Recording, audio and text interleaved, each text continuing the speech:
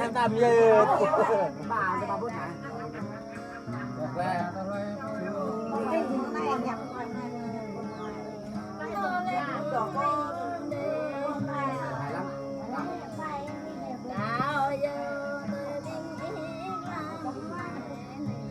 Ăn đi em. Ăn thích chấm măng. Thích chấm măng á.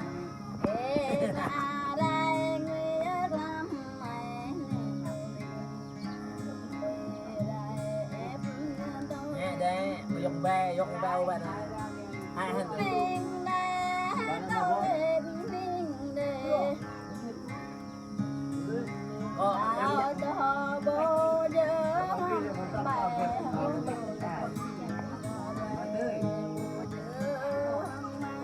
Nhớ mất ta mẹ ra.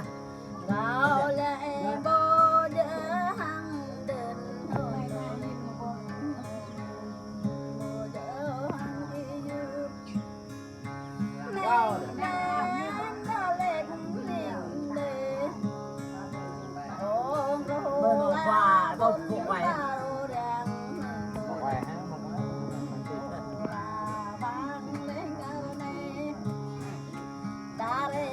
về này về mà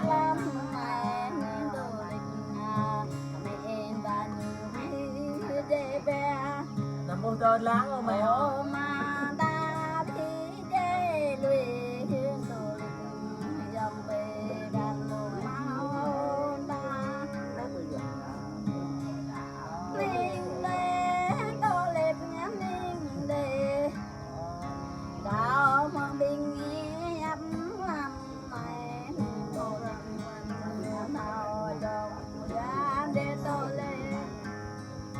Đạo mà mình nghe ca lâm này tôi hào đồng đó đi tạo một quê chăn để bình yên cao này ô điện đi tay đầu này tôi đây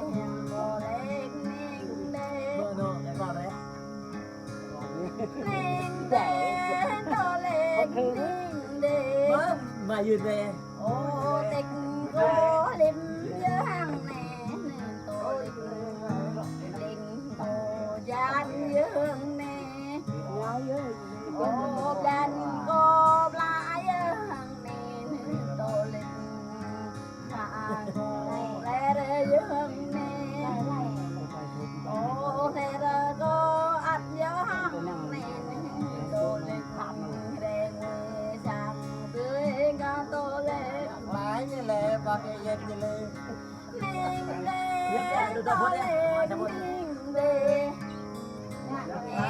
bạc về đoá tụi giờ binh tô lịch dù rê đoá đun giờ binh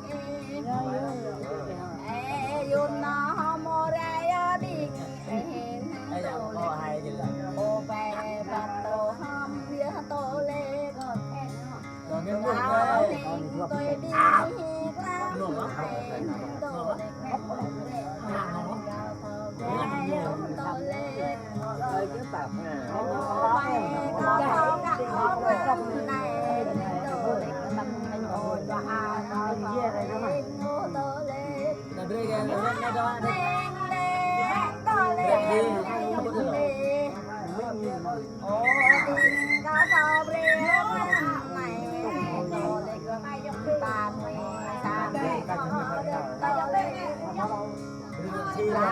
tôi